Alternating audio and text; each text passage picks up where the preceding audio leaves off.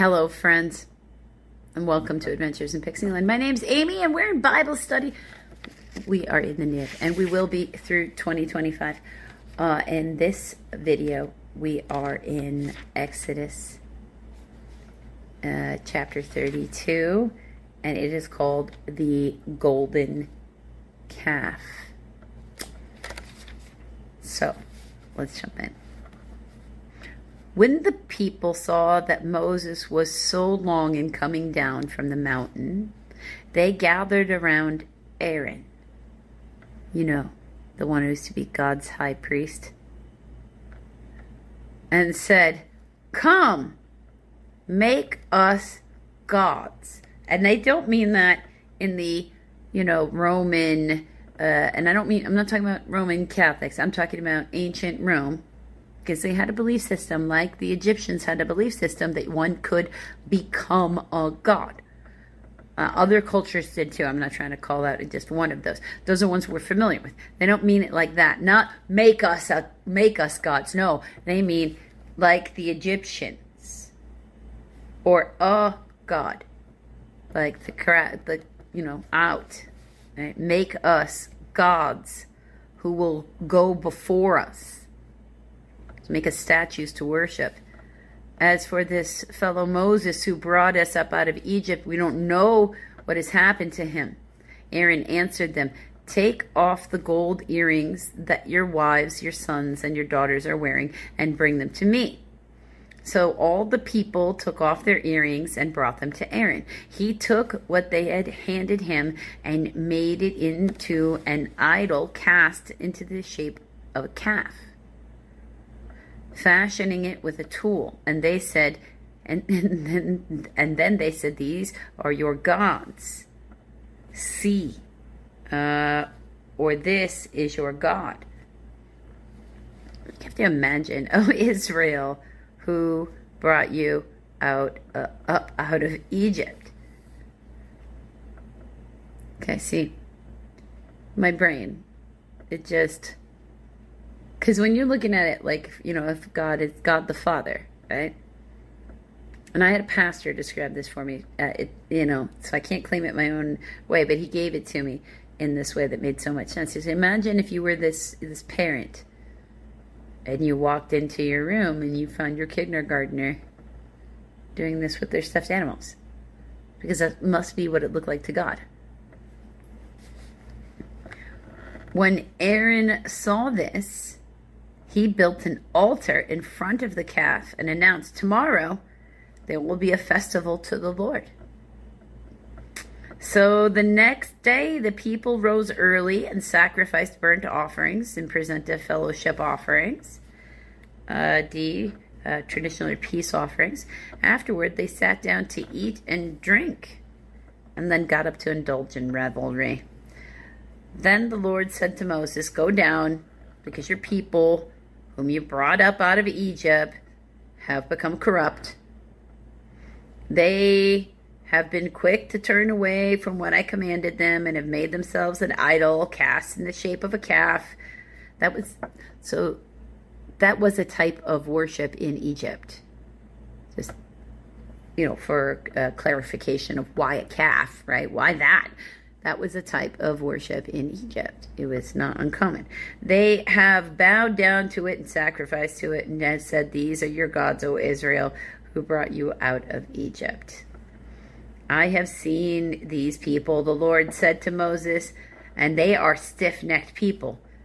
Now leave me alone so that my anger may burn against them and that I may destroy them, and then I will make you into a great nation." So God's like, let me just kill them all off. And you could just have a bunch more kids. We can start over. You can be Abraham. But Moses sought the favor of the Lord, his God. "O Lord," he said, "why should your anger burn against your people who you have brought out of Egypt with great power and a mighty hand? Why should the Egyptians say, 'It was with evil intent that he brought them out, to kill them in the mountains and to wipe them off the face of the earth'? Turn from your fierce anger. Relent and do not bring disaster on your people. Yeah, it's a good thing the great uncle was good. Remember your servants, Abraham, Isaac, and Israel, to whom you swore by your own self. I will make your descendants as numerous as the stars in the sky, and I will give your descendants all the land I promised them, and it will be their inheritance forever. Then the Lord relented and did not bring on his people the disaster he had threatened.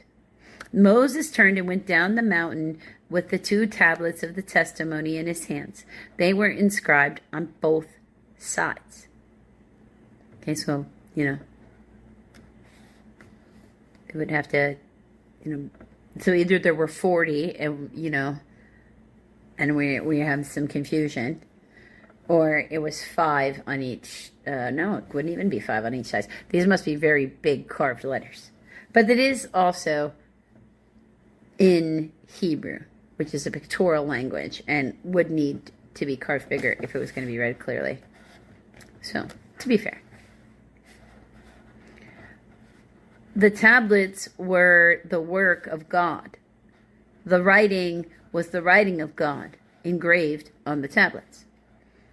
When Joshua heard the noise of the people shouting, he said to Moses, "There is the sound of war in the camp." Moses replied, It is not the sound of victory. It is not the sound of defeat.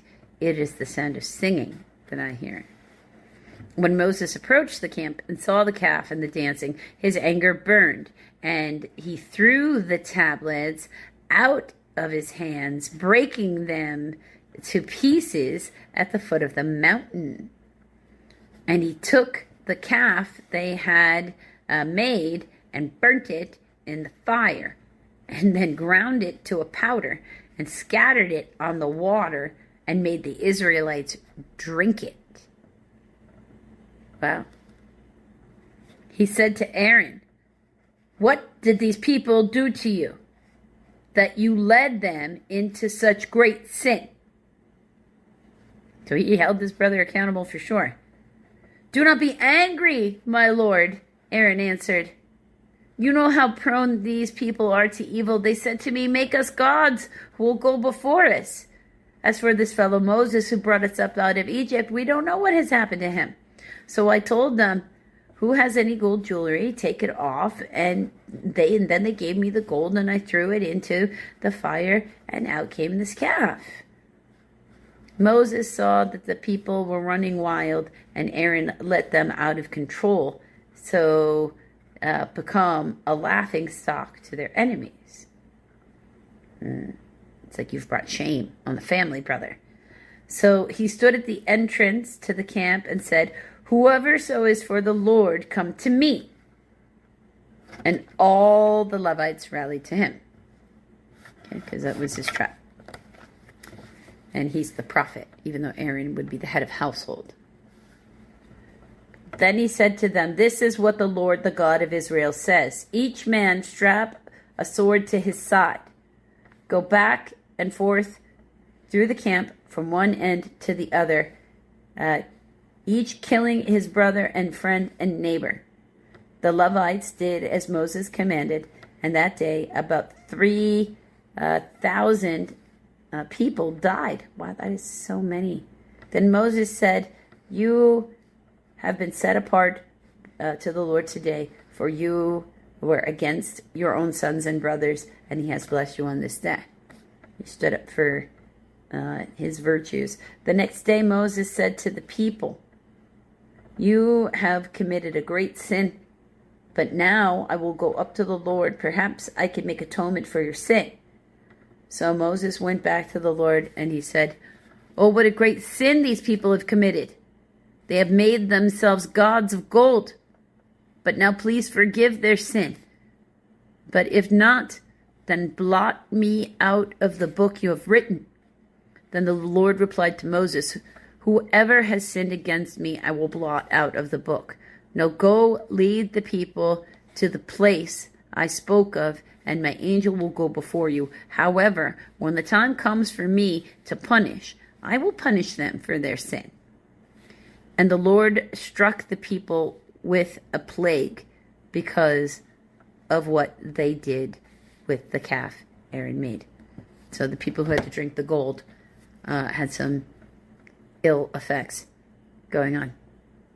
And God was like, don't you tell me how to mind my business, Moses. Now he loved Moses. He's the love vibration. But he's like, I understand. We're not going to kill everybody. We're not going to kill the many because of the sins of the few. Later, with Jesus, with the you reap what you sow. Still holds true. Until the next video, friends.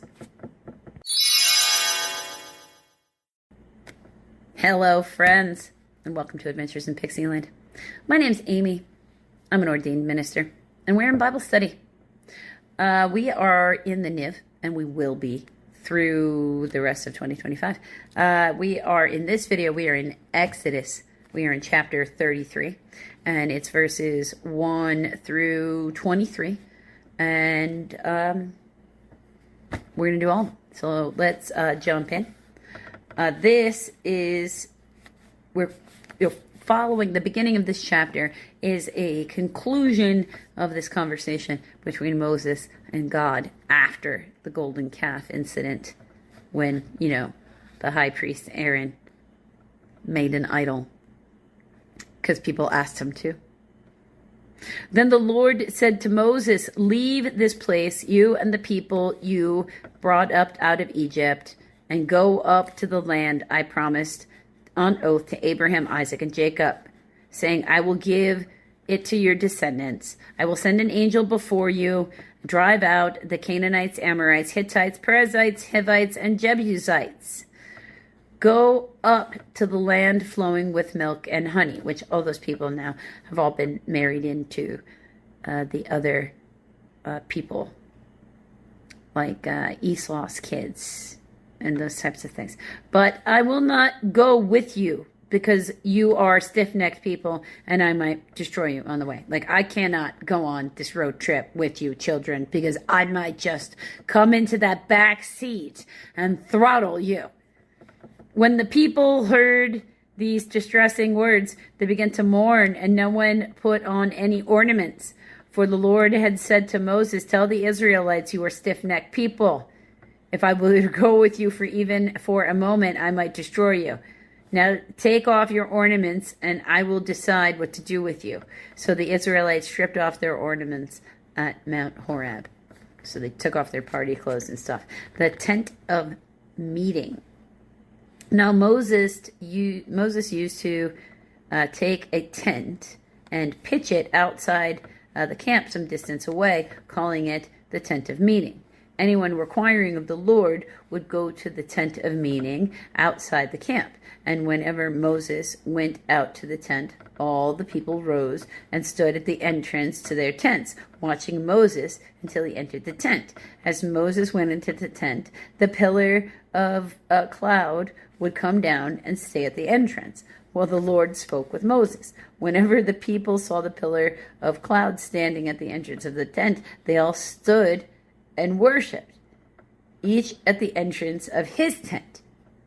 Okay, the Lord would speak to Moses face to face as a man speaks with his friends. Then Moses would return to the camp, but his young aide Joshua, the son of Nun, did not leave the tent. So Joshua stayed in the tent to guard it. And God, because he didn't want to meet with them, would come hang out with Moses at his crash pad that was outside of town, so he wouldn't have to deal with those lamos over there. And meanwhile, those people started worshiping the cloud because they recognized that as God. Moses and the glory of the Lord. Moses said to the Lord, you have been telling me, lead these people, but you have not let me know who you will send with me. You have said, I know you by name, and you have found favor with me. If you are pleased with me, teach me your ways, so that I may know you and continue to find favor with you. Remember that this nation is your people. The Lord replied, my presence will go with you, and I will give you rest. Then Moses said to him, if your presence does not go with us, do not send us up from here. How will anyone know that you are pleased with me and with your people unless you go with us? What else will distinguish me and your people from all other people on the face of the earth? And the Lord said to Moses, I will do the very thing you have asked, because I am pleased with you, and I know you by name. Well, because I chose you, and you listened, so we'll do it. Then Moses said, now show me your glory. And the Lord said, I will cause all my goodness to pass in front of you, and I will proclaim my name, the Lord, in your presence. I will have mercy on whom I will have mercy, and I will have compassion on whom I have compassion. But he said, you cannot see my face, for no one may see me and live. Oh yeah, that's that would be a lot of like electrical current, and it would be like our heads would just whoosh, in my opinion. I've got no Christian documentation on that. Then the Lord said, there is a place near me where you may stand on a rock. When my glory passes by, I will put you in the cleft.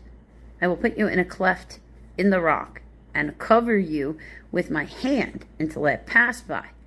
Then I will remove my hand, and you will see my back, but my face must not be seen.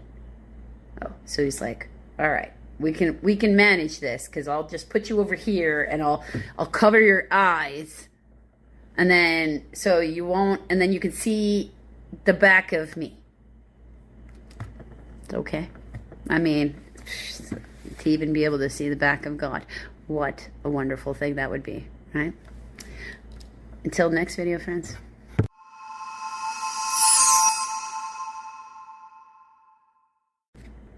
Hello, friends, and welcome to Adventures in Pixieland. My name is Amy. I'm an ordained minister, and we're in Bible study. We are in the Niv, and we will be through the rest of 2025.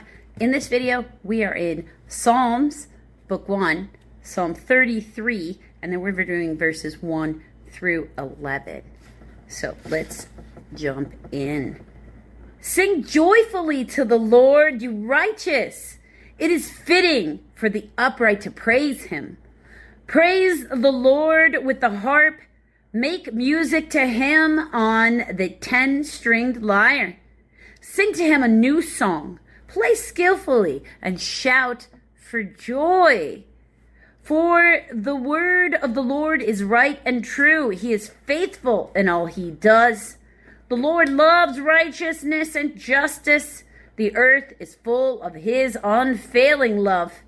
By the word of the Lord were the heavens made, their starry host by breath of his mouth. He gathers the waters of the sea into jars. He puts the deep into storehouses. Let all the earth fear the Lord. Let all the people of the world revere him. For he spoke, and it came to be. He commanded, and it stood firm. The Lord foils the plans of the nations. He thwarts the purposes of the peoples. But the plans of the Lord stand firm forever. The purposes of his heart through all generations.